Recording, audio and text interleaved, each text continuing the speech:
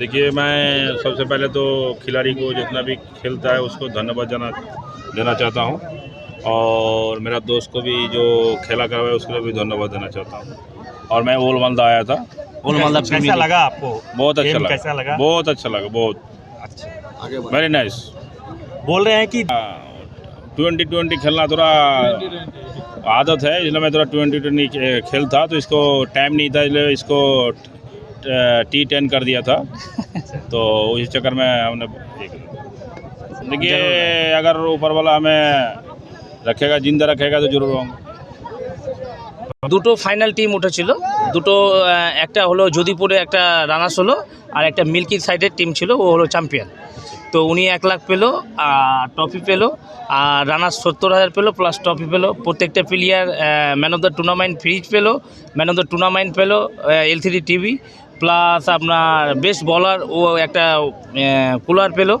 মানে সব অনেক আয়োজন করা হয়েছিল, সব দেওয়া হলো ওনাদেরকে। এটা OMPL সিজন 2, OMPL সিজন 2 হলো এটা।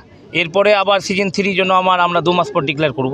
তবে বর্তমানে সোশ্যাল মিডিয়া আর ইন্টারনেটের যুগে আমরা অনেকটাই এই মাঠ থেকে দূরে সরে গেছিলাম এই অনলাইন গেমের ফলে সেই জায়গায় আপনারা এমন আয়োজন করেছেন, কি বলবেন? আচ্ছা, আমি এই মাঠ মুক্তি করার জন্য আমার এই উদ্দেশ্যটাই ছিল। প্রথমে যখন সিজন 1 করি আমি, মাঠ মুক্তি করার জন্য আমি এটা আমার উদ্দেশ্যটাই ছিল কি, ছেলে ফেলে যে মোবাইলটা বেশি ঘাটছিল, তো আমি ভাবলাম কি না, আমরা একটা খেলা করি OMPL নাম দিয়ে, মানে মালদার নামটা দিয়ে একটা খেলা ওল মালদাতে করি।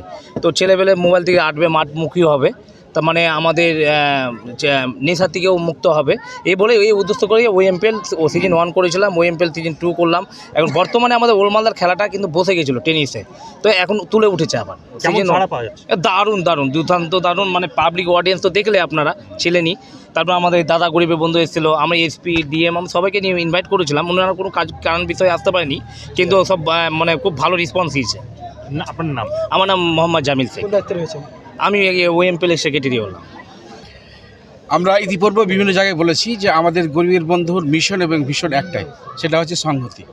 আজকে সেই টিমই জিতেছে, যে টিম তাদের মধ্যে কোনো ভেদাভেদ দেখেনি, তাদের মধ্যে বোঝাপড়া ভালো ছিল, একে অপরের সঙ্গে কাঁধে কাঁধ মিলিয়ে যারা মন দিয়ে নিজেকে বোঝাপড়ি করে খেলাটা খেলেছে, তারাই জিতেছে।